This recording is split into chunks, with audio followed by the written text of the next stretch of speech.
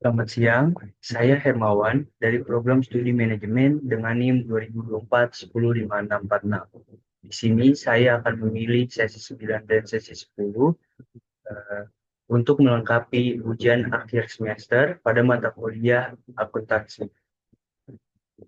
Pada sesi ke-9 ini, saya akan membahas tentang accounting for receivables berdasarkan standar IFRS.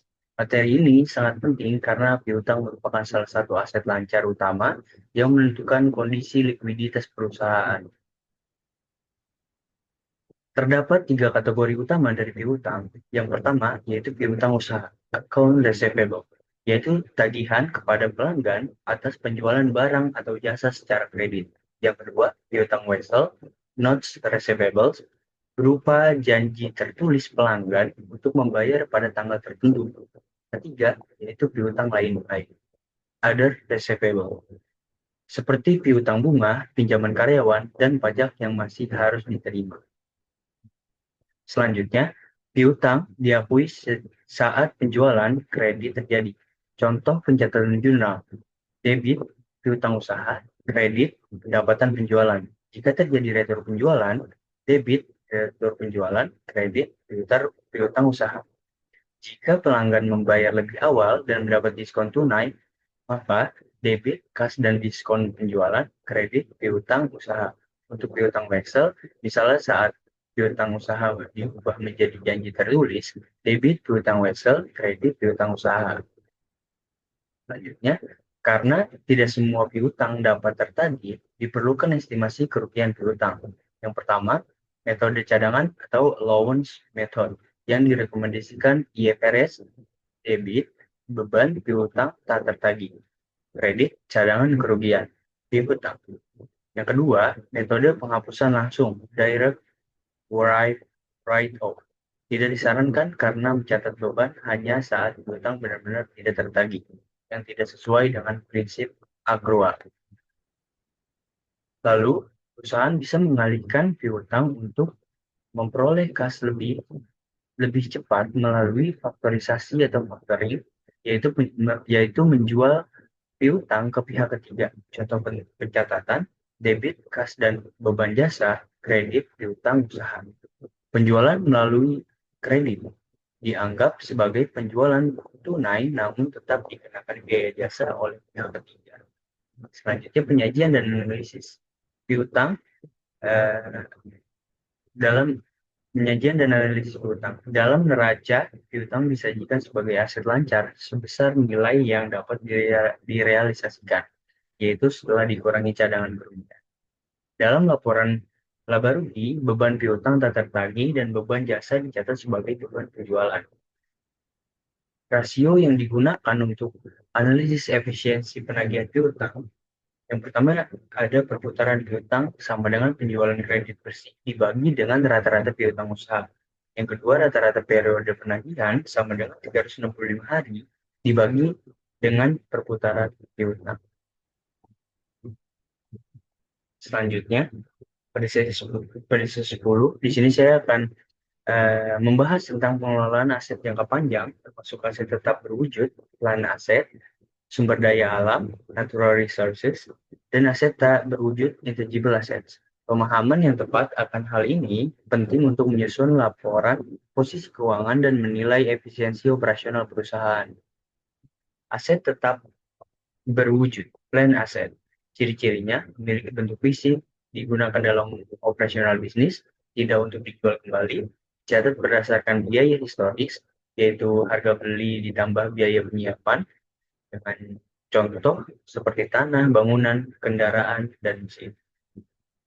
Nah, selanjutnya, belanja modal dan belanja pemeliharaan.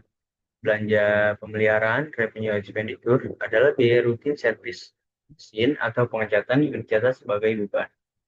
Belanja modal atau capital expenditure adalah biaya yang menambah umur atau kapasitas aset yang dicatat sebagai penambahan aset. Kemudian penyusutan, depresiasi, adalah proses alokasi biaya aset tetap selama manfaat.